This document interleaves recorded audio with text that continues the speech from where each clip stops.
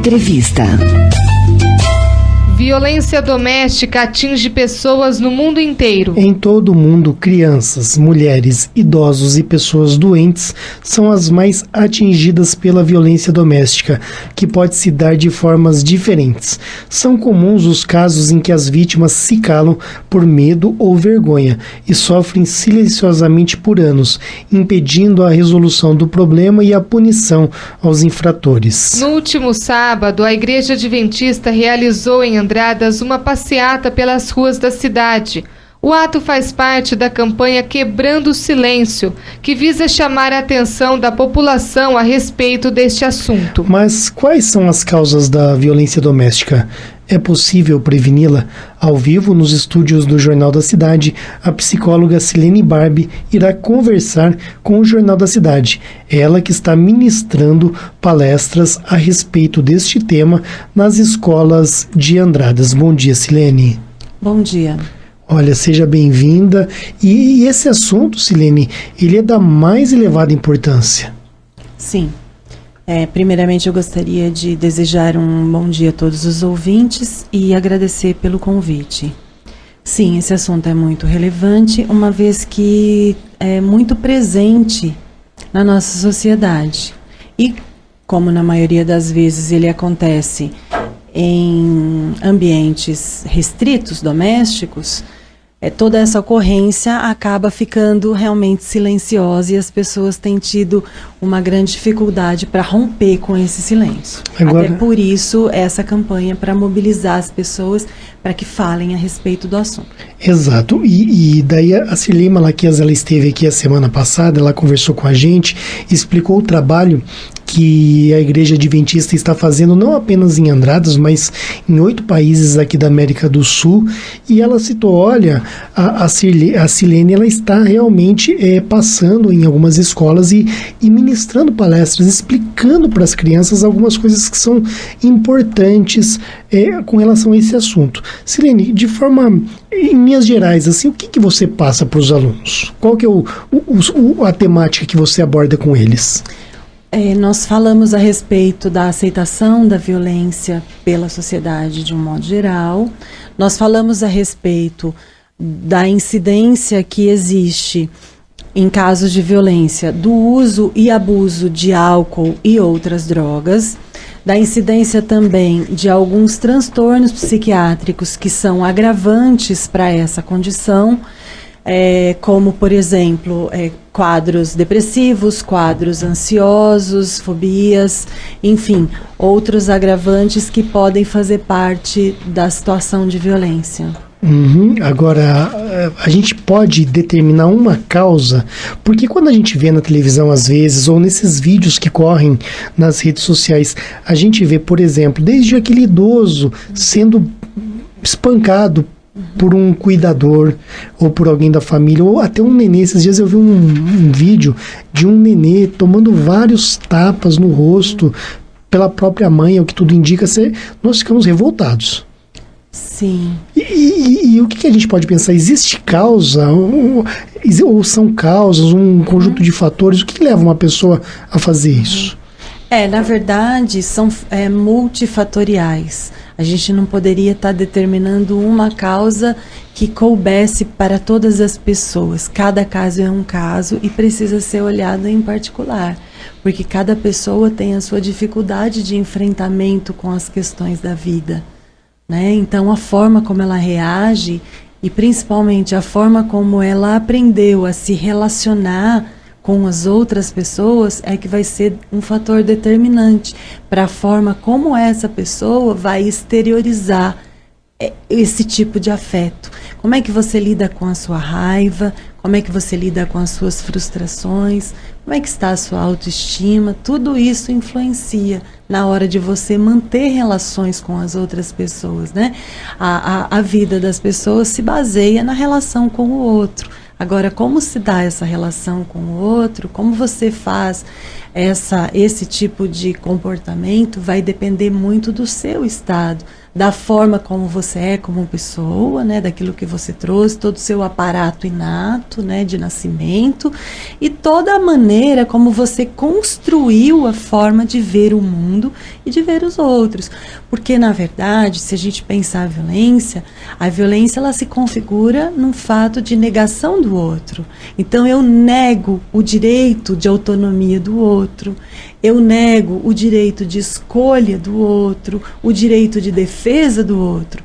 Então, são comportamentos que se pautam no uso do poder e da força, de uma forma exacerbada por aquele que possui o poder e a força naquele momento. Então, eu sou mais poderoso nessa relação, e nesse aspecto nós poderíamos contemplar tanto a força física como os poderes psicológicos, e eu me utilizo disso para subjugar a outra pessoa, uma vez que a violência ela não é apresentada apenas através de atos agressivos fisicamente falando. As pessoas agridem verbalmente, as pessoas agridem psicologicamente, as pessoas ameaçam o outro. Então é sempre em função do mais forte para o mais fraco. Então, é uma questão bem profunda, precisa ser olhada de caso em caso, mas que eu poderia dizer que 99% das vezes é exercida por uma pessoa que tem muita dificuldade para lidar com as suas questões interiores.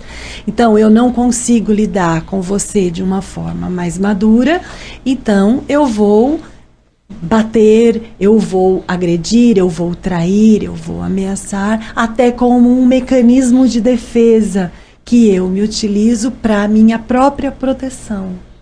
A pessoa, normalmente o agressor, ele não pode ser contrariado, não é? Isso. É uma coisa que... Sim. Agora, uma outra questão. Eu já vi psicólogos afirmando que, por exemplo, uma pessoa que abusa sexualmente de outra, muitas vezes, ou na esmagadora maioria das vezes, ela foi abusada quando criança.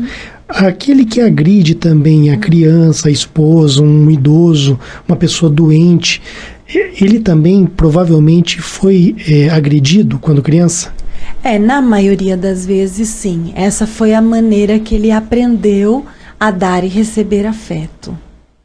Então, a gente, para conseguir pensar em prevenção à violência, em estruturar melhor essa sociedade, a gente precisa olhar para além do discurso moral, né, que simplesmente, né, ela culpabiliza o agressor e vitimiza a vítima. Então, para que essa violência não se resolva nesse momento e depois volte a ser cometida, a gente precisa olhar para os dois. E a gente precisa olhar para o agressor como uma pessoa que também precisa de cuidado, para que ele entenda quais são os motivos que o movem para estar fazendo esse tipo de ação e que não volte a repetir, para que ele consiga elaborar as suas fraquezas, as suas fantasias de vida, enfim, e ele consiga tá administrando isso. Agora, por outro lado, a vítima precisa também ser empoderada.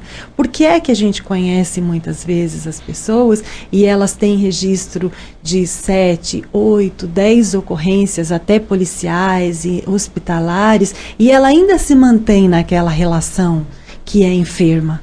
Alguma questão tem ali também para ser olhada, que precisa ser rompida, precisa ser promovida essa cisão para que ela se empodere e seja capaz de perceber por que ela se mantém nessa relação que faz tanta dor e tanto sofrimento. Então, para cristalizar essa violência que está tão presente na vida dessa família, precisam se olhar todos os aspectos da relação, entender de onde é que esses sujeitos estão olhando para a vida, quais são os papéis que estão sendo vivenciados por eles e fornecer o instrumento capaz de autorizar a cada um a que se conheça e consiga estabelecer uma nova forma de vínculo, uma forma de vínculo saudável. Existem casos onde podemos dizer que a vítima também tem culpa? Sim, eu acredito que em todas as relações a gente nunca pode só estabelecer essa unilateralidade, né? Não existe só uma vítima, só um culpado. Na verdade, nós exercemos vários papéis, né? Nós vivemos vários personagens. Então, assim, se você está dentro de uma relação que machuca, você precisa entender por que você está nessa relação. Às vezes ela é dependente economicamente do marido. Será que é só por isso que você apanha uma vida toda? Então, eu gostaria até de fazer isso como provocação, como desafio para quem esteja nos ouvindo agora e que vive essa situação caladinha, em silêncio, seja por vergonha, né? Porque geralmente o que ocorre? A nossa sociedade, como é uma sociedade machista e de uma família que ainda vive sob a égide patriarcal, né, onde o gênero masculino ele é o que manda e os outros que obedecem, até pela nossa própria história de provedor, enfim, por mais que a nossa sociedade tenha caminhado no outro sentido, de mulher mais autônoma, mais independente, a gente ainda vive com a validação da violência pela sociedade, no seguinte sentido: isso acontece dentro da vida deles lá e eu não posso me meter e eu não tenho nada para dizer. Mas eu gostaria de falar agora para aquela mulher que está nos ouvindo ou para aquele parente que conhece uma pessoa que vive nessa situação e para que se faça essa questão: será que é só uma dependência econômica o que eu tenho? Ou por que eu não consigo romper esse vínculo, né? E principalmente para que a pessoa consiga buscar ajuda, porque realmente tomar certas iniciativas, mudar de vida sozinho é difícil. Então eu gostaria de deixar aqui até 2 dicas interessantes que estão aí e que podem muito bem estar ajudando nesse empoderamento, nessa nova, quem sabe, nessa nova tomada de atitude, para que as escolhas sejam mais assertivas, né? A própria Secretaria de Saúde, ali no CIMAS, tem hoje um programa, acho que é Cultura da Paz, em que eles fazem todo um acompanhamento, eles têm todo um aparato ali do Estado para estar dando uma assistência, para estar ajudando essas vítimas a se recolocarem dentro de suas próprias vidas e conseguirem realmente ter um apoio para seguir em frente de forma diferente, mais saudável. E eu gostaria de convidar a todos também para participarem das reuniões do Grupo Amor Exigente, que é um grupo de apoio que atende todas as quintas-feiras, às 19h30 na Escola José Bonifácio, e que provê atendimento gratuito para famílias. A maioria das famílias são famílias que têm tido problema com o abuso de álcool e drogas, porém, qualquer família pode participar. Você está lá de quinta-feira ou não? Sim, eu sou voluntária no grupo. E um outro dado que eu gostaria de colocar rapidamente aqui para a gente analisar é que, assim, quando você busca entender a correlação que existe entre violência e uso e abuso de álcool e outras drogas, a gente descobre que a correlação é forte. Em dias de uso e abuso de drogas por essas famílias observadas, né, estudadas, tanto no nosso país como nos Estados Unidos e em outros países, a incidência de agressões, ela aumenta muito. Quando a pessoa faz uso de álcool e drogas, as pessoas costumam se envolver em conflitos que culminam em agressões físicas de uma ordem de 20 a 30 vezes superior que nos dias normais. E lembrando também que existe por parte da nossa sociedade uma certa aceitação de situações de violência, como por exemplo, aquela mulher fez uso de álcool, ela está bêbada, então ela está querendo ser violentada. Então ela merece apanhar mesmo. Então, toda essa questão a gente precisaria levantar. E o porquê, por exemplo, que pessoas que sabem que se fizerem uso de algum tipo de substância e perderem o controle da própria consciência, estão sendo expostas a vulnerabilidades muito mais aumentadas, e por que assim ainda fazem? Então, todas essas questões precisam ser pensadas para que, a partir dessas certezas, a gente tenha uma capacidade mais equilibrada de fazer umas escolhas melhores. Sim. Menos perigosa. Só realçando, né, Silene, porque realmente muitas vezes esse tema violência doméstica, ele realmente leva parece a questão homem e mulher, a questão conjugal. Mas é porque esses são os casos que mais se evidenciam. Mas sempre destacando que tem aquela criança que apanha ou é abusada, não é isso? Tudo implica em violência doméstica, como aquele idoso que apanha do cuidador dos próprios filhos ou é abusado de alguma outra maneira, como aquela pessoa doente, o excepcional, que de repente numa cadeira de roda ou em uma cama sem ter consciência realmente do que está ao redor e, digamos assim, ele dá muito trabalho, entre aspas, não é? E quem está próximo acaba perdendo a paciência. Então tem todas essas situações aí que, quando a gente vê vídeos com câmera escondida, que alguém está desconfiado e acaba escondendo uma câmera, essas situações elas vêm à tona e são elas que nos deixam assim bastante entristecidos. Sim, na realidade, o que a gente faz? Nós convidamos as pessoas que estão próximas e que têm conhecimento dessas ocorrências que denunciem. As denúncias são anônimas, elas podem ser feitas aqui na nossa cidade, por exemplo, no CIMAS, né? Você não precisa se identificar. Então, seria uma forma de que os órgãos competentes e que têm condições para estarem tomando as devidas providências possam agir e defender essa pessoa que precisa de cuidado. Tanto a criança, como o idoso, ou como a pessoa que tem algum déficit. Exato. E se um único ouvinte da Rádio Vinícola, ouvindo essa entrevista, se conscientizar e tomar coragem, nós já teremos aqui cumprido nossa missão, pelo menos por hoje, viu, Silene? Sim. E eu acredito que isso vai acontecer. Silene, o assunto é amplo, eu teria várias perguntas ainda para fazer, mas a gente está indo para o final, nosso tempo está acabando, mas eu quero perguntar uma coisa que eu acredito que é de fundamental importância. O agressor tem cura? Ou é uma patologia onde a pessoa, por mais que se conscientize, por mais que tudo vá bem na vida dele, por mais que não lhe falte nada, ele vai sempre bater e agredir? Olha, é difícil te dar uma resposta pontual, porque cada pessoa é diferente, né? Nós não podemos fazer uma avaliação que vai caber em cada um dos sujeitos que agride.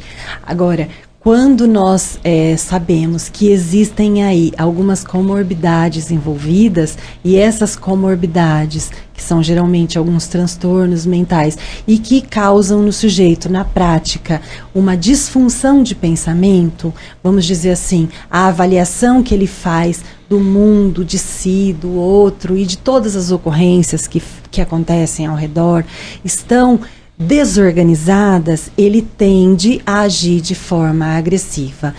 Talvez não haja cura, mas talvez haja controle. Uma vez que, se nós todos pensarmos aqui que todos os seres humanos têm maldade dentro de si, têm pensamentos errados dentro de si, mas não é por isso que você vai lá e comete um desregramento, quer dizer que você tem controle sobre seus atos, tá certo? Então, a gente poderia pensar na manutenção de um comportamento controlado, como é, por exemplo, o impulso. Às vezes a pessoa tem um descontrole no impulso, ela vai lá e faz uma coisa porque ela não consegue pensar e refletir a respeito. Então, a pessoa, por isso até que quando você foge do padrão, o padrão causa sofrimento para você ou para aqueles que estão vivendo próximos, ele precisa sim ser acompanhado para que seja cuidado e seja mantido sob controle.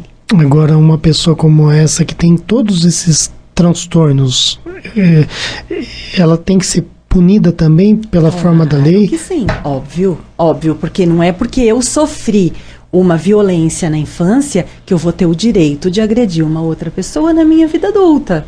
De repente tem que ser presa. Tem que ser cumprida. Até por conta disso, pelo afrouxamento das leis do nosso país e pela baixa taxa de punição, é que a gente vê a reprodução de casos como esse, porque o agressor, ele meio que comete, está protegido pela impunidade. Então ele sabe que ele vai agredir e não vai ter consequência. Então a lei tem que ser aplicada com certeza, independente de você também ter sofrido algum tipo de agressão.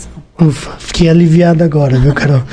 Falei, nossa, ela vai falar que não, tem que só o tratamento, amor, carinho. Não, a gente tem que viver de acordo com a penalidade, né, do nosso país, claro.